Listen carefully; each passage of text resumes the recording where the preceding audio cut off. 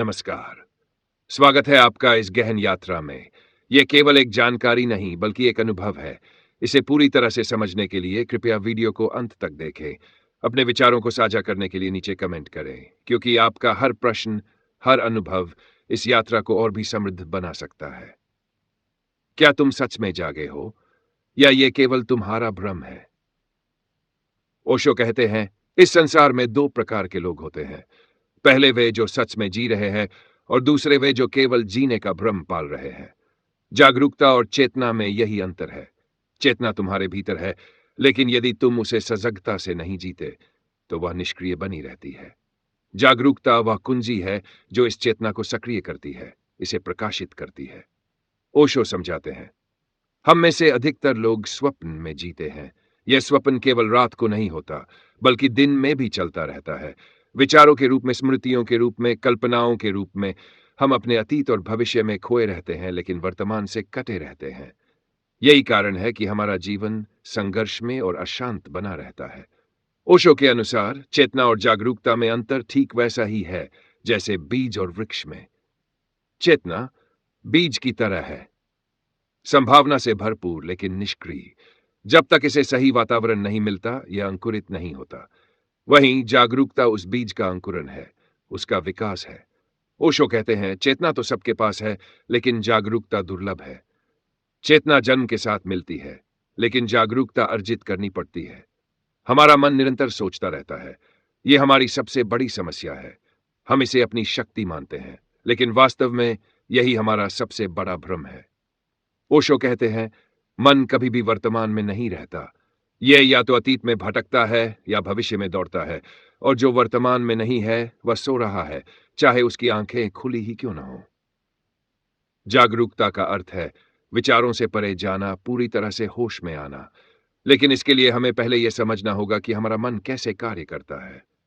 ओशो बताते हैं, जब तक हम केवल सजग मन में जीते हैं, हम सतही जीवन जी रहे होते हैं।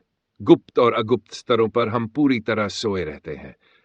जागरूकता का अर्थ है इन तीनों स्तरों से ऊपर उठ जाना। ओशो ने जागरूकता बढ़ाने के कई उपाय बताए हैं। कुछ महत्वपूर्ण है। जो कुछ भी हो रहा है उसे बस देखो, बिना निर्णय किए, बिना प्रतिक्रिया दिए। जब कोई विचार आता है उसे पकड़ो मत, उसे दूर मत धकेलो। बस देखो, बस देखना ही ध्यान है। जब तुम अपने विचारों को, अपनी भावनाओं को, अपने शरीर की गतिविधियों को केवल एक साक्षी की तरह देखने लगते हो, तो धीरे धीरे एक आंतरिक दूरी बन जाती है। यही दूरी जागरूकता की शुरुआत है।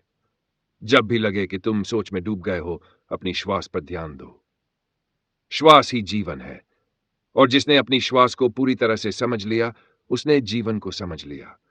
हर श्वास को महसूस करो, उसके आने जाने को देखो। धीरे धीरे यह तुम्हें विचारों से बाहर निकालकर वर्तमान में ले आएगी। ओशो कहते हैं, जो भी करो पूरी जागरूकता के साथ करो। अगर तुम चल रहे हो तो सिर्फ चलो। अगर तुम खा रहे हो तो पूरी जागरूकता से खाओ। अगर तुम सुन रहे हो तो केवल सुनो, कोई प्रतिक्रिया मत दो।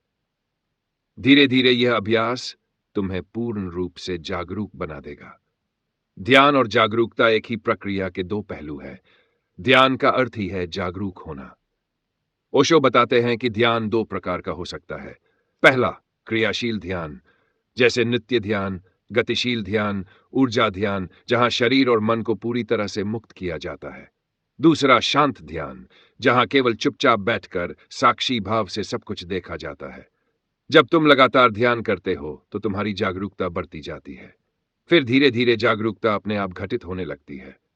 ओशो कहते हैं, जागरूकता ही असली मुक्ति है। कोई भी पद्धति, कोई भी अनुष्ठान तुम्हें मुक्त नहीं कर सकता। केवल जागरूकता ही तुम्हें स्वतंत्र बना सकती है। जिस दिन तुम पूरी तरह से जागरूक हो गए, उसी दिन तुम्हारा नया जन्म होगा। एक जागरूक व्यक्ति के लिए जीवन में कुछ भी बंधन नहीं रह जाता। वह सब कुछ अनुभव करता है, लेकिन किसी चीज से जुड़ा नहीं रहता। ओशो के अनुसार संसार में कोई बाहरी परिवर्तन तुम्हें बदल नहीं सकता। असली परिवर्तन केवल भीतर से आता है, जागरूकता के रूप में। एक जागरूक व्यक्ति न तो दुखी होता है, न सुखी। वह बस होता है। वह केवल अस्तित्व की बहती धारा में बहता चला जाता है। अब प्रश्न यह है, क्या तुम जागने के लिए तैयार हो, या तुम अभी भी सपनों में जीना चाहते हो?